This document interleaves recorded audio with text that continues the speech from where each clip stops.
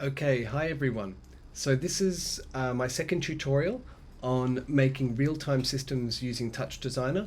I'll try to keep this one as short as possible. This one is really just to get us thinking about different ways to use certain signals from Touch Designer to create what might be interesting approaches with creating movement for the robot arm. It's also to get me thinking of different ways to do this. So this system, basically what it does, if I pan around here, is, let me just give a top view. I'll show you a few things. So if you press the keys 1, 2, and 3 over this perspective view, what you'll get is 3 is a side view, 1 is a top view, and 2 is a perspective view. And if I go to my top view, one thing I realized is that can't really see the brush very well because the brush is also black. So I'll just show you how I'll change some of those things. This little network down here, this is just making the grid pattern. That's it. So I'm just going to go into this. Basically, I start with a white square. I'll just go into the black square here, and I'm just taking white and inverting it to black, and I'll just turn this down a little bit so it's like gray. And then now we can see what this network is doing from the top, which basically it's moving the robot arm in a completely random line. I don't know whether this would look cool as a painting or as a carving into ceramic. It was really just to start thinking of different ways of using signals. So this network is just looking at simple two-dimensional randomness, just so you can sort of have another way of thinking. So okay, let's dig into how it works. What I'm going to do is I'm actually going to copy and paste this into a new file because I want to show you a few things some problems that might occur on your computer that I mentioned in the email, like connecting the 3D models and the textures so you can see them okay. So I thought I'd just repeat that in this video. Okay, so let me just grab all of this, hit Command C, and then did that work? Hold on. Command C, and now I'll just go into, I've got a new file set up here. So this is a new project. I'll just right click to select all of this, hit delete, and then press Command V. And there's my network. So this is what it might look like when you open your file, right? Like the brush is missing. So to fix this, it's basically that the brush, just for realism, instead of using a shape like if I go here and just grab I don't know, a box or something, and I disconnect this, and I add this in here, we should see, okay, so that box, you can just see it there, it's black, and then if I just make, I'll just make a different material, just so you can sort of see what's going on. If I put that material here and I drag this constant onto the geo, which is just, it's like dragging on a texture basically, and I say material, if I sent you this, it would always load because the box and the constant are not using any external files from Touch Designer, whereas the paintbrush and the paintbrush material, this is a texture file and this is a geometry file. But I left them in there because it doesn't hurt to kind of learn a little bit more as we go. So let's just reconnect the brush and the movie file, so the brush and the texture. So I'll delete that constant, delete that box, and reconnect my brush, and I'll reset, I'll just drag this back on as the material. Okay, so I'll click on my cone, and then here's my parameter window, which I can bring up by pressing P, and I just need to repoint it to this geometry file. So I'll have to just go through and find it, teaching, blah, blah, blah, blah. Oh no, yes, that's right. Project files, 3D assets, Chinese brush. That's where I've kept it. Yours will be in somewhere a little bit simpler. Oh, that didn't work. Did I grab the wrong file? Hold on. I should have grabbed the OBJ, sorry, not the MTL. There we go. So that brush is there, but it's black because we can't see the texture. So I just need to do the same for the texture file. And I'll go to Chinese brush and grab this JPEG image, pop that there, and now we can see it pretty well.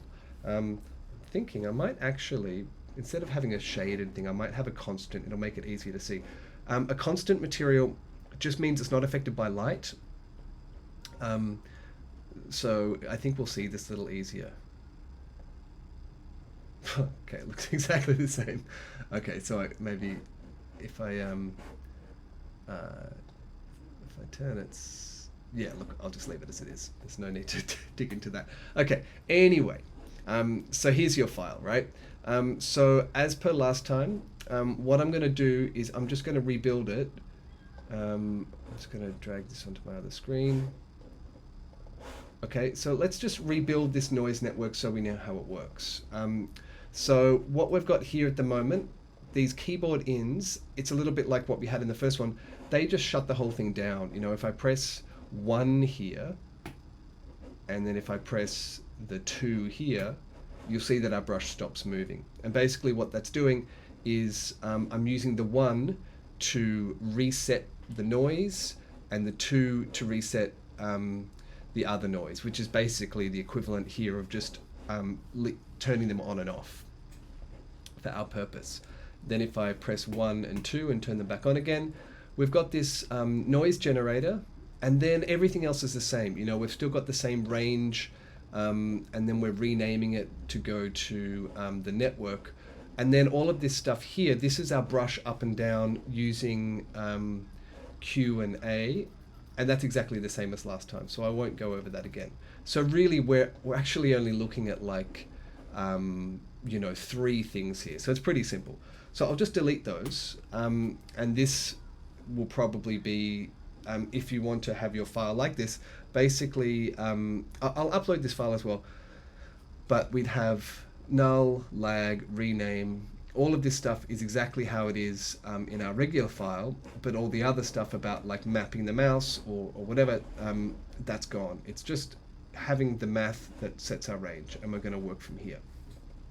So the first thing I'm going to put in up the top here is a noise chop, and a noise chop will look like this until we go into its common area, and I just switch it onto time slice.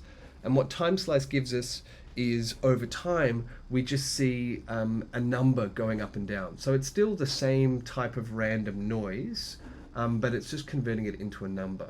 And of course you can experiment with other types of noise, like we can, and if you have a look at them, the graph is really useful to sort of tell us what it is. In this case, the noise is going between a value of -1 and 1, and then it's randomly going up and down. If we had true random noise, it would look like this, right? Just complete spiky craziness. The reason we're using noise like this is we have some interpolation. So the robot's not going to just jump randomly from place to place, which, as we know, our robot can't move that fast. It's smoothed out the values between each random point. And basically all the different types of noise do this type of smoothing in slightly different ways.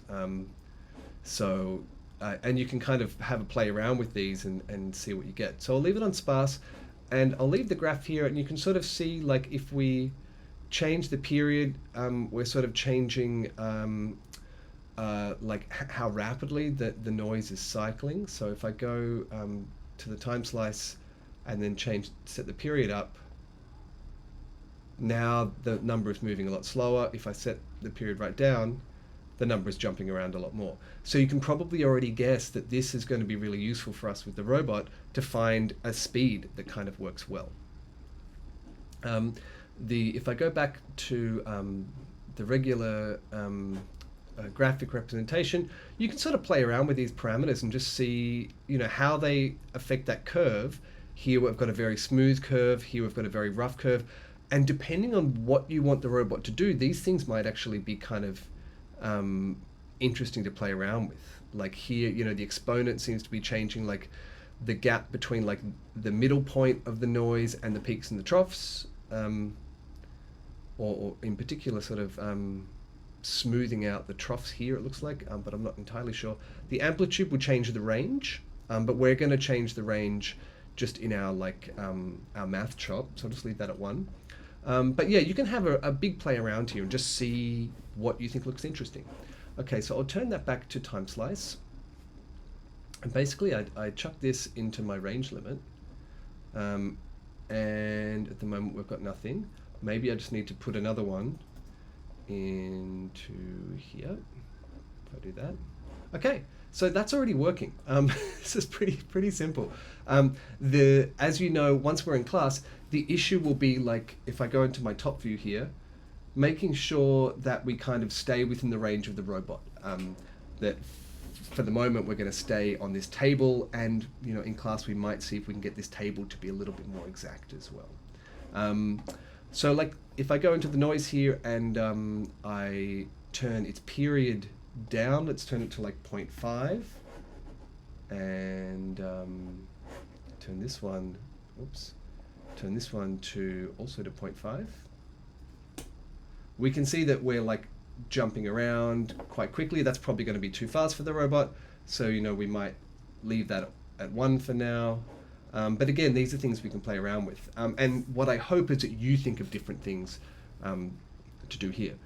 So, okay, just to finish this off, I'm just going to add in that keyboard to reset, to have the ability to turn these on and off, because I think that's useful.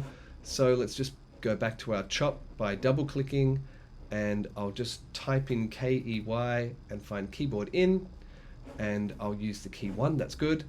I'm just going to grab a logic. So here I've just pressed middle mouse on the connecting icon, and I'll press LOG, find logic, connect that here, and I need to set my logic to toggle, just because we want an on-off. So if I press 1 now, even though this only flashes when I'm pressing 1, the toggle holds that value. So that's what we want. We want that sort of on-off. And then on the noise, we're going to go to this reset button here, and I'm just going to click the viewer active button here in the corner and drag with my left button to reset, and click chop reference and turn this off back to not inactive. And now if I press 1, you can see that it's either setting this on reset, which means the noise is not transforming, or it's turning it back on again. So let's just do the same thing down here. Double click KEY, keyboard in. Instead of key number 1, we'll use 2. Middle mouse button here, grab a logic here, set that to toggle, and then turn this on viewer active, click on this noise, and then drag this onto the reset and click chop reference. Okay, so now we've got 1 and 2. If we press both of them, our brush stops moving, and if we press them again, it starts moving. That's great. And I kind of like having the 2 separate ones, because if I look from the top here by pressing 1, if I turn 1 off, is that right? Hold on. Okay, if I turn them both off and then I turn 1 of them on again, yeah, we've got this sort of vertical drawing thing. We can turn that one back on again. Oh, sorry. That's what's happening. When I've got my key here, as I'm pressing 1 and 2, I'm also changing my views here. So I'll stay here and I'll press 1 and 2. And basically, like, you might have some fun turning them on and off as you're drawing. And again, this is just to get you thinking of things that you might make. And as before, we've still got, if I press 2 here to go back to my perspective, we've still got the ability to make our brush, actually, I'll go to my side view here by pressing 3. We've still got the ability to make our brush go up and down, which I'm just going to keep that manual because I think that is pretty useful. Okay, so that's it for this tutorial. I'll make a few more just with some other things I'm thinking of, and then I'll see you in class. Okay, bye-bye.